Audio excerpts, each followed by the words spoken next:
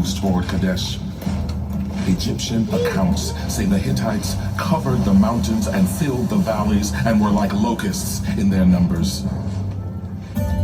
King Ramses is woefully outnumbered, but he is not one to back down. Among his troops are warriors from his previous conquests, Nubians, Libyans, and shared-in pirates. Just hours from their target, Ramses receives intel that the Hittites are still several days' journey away. He decides to make camp with his Amun division. His other battalions, including an elite force from Amuru, are still hours away. Ramses will launch his attack once the rest of his army arrives. But his plan is soon foiled. Near camp, Ramses' guards interrogate two Hittite defectors. They reveal the Hittite army is actually in hiding just across the river. Suddenly, the Hittites' chariots smash into Ramses' raid division.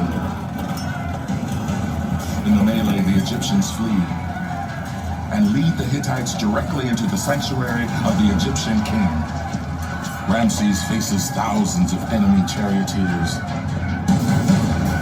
The pharaoh fights bravely, his pet lion at his side, while the Hittite king waits in safety on the other side of the river. The battle rages, and the Hittites sense victory.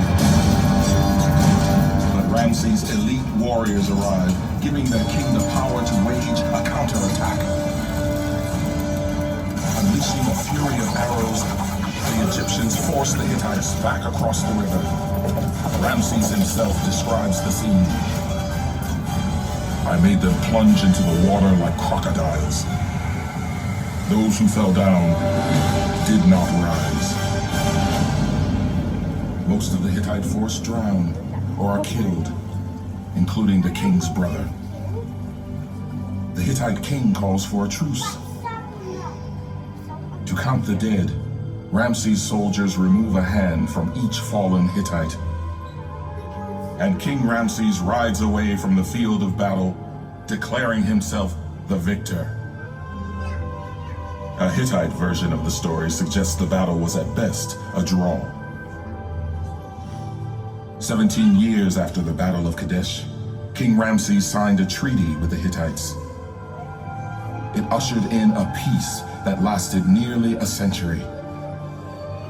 It is the first peace treaty recorded in history and remains the basis for treaties between nations today.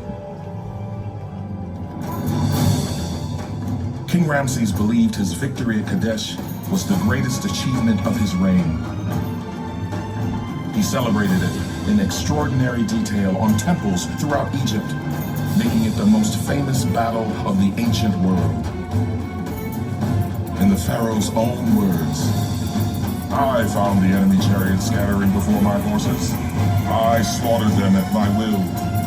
Behold, I am victorious. Me alone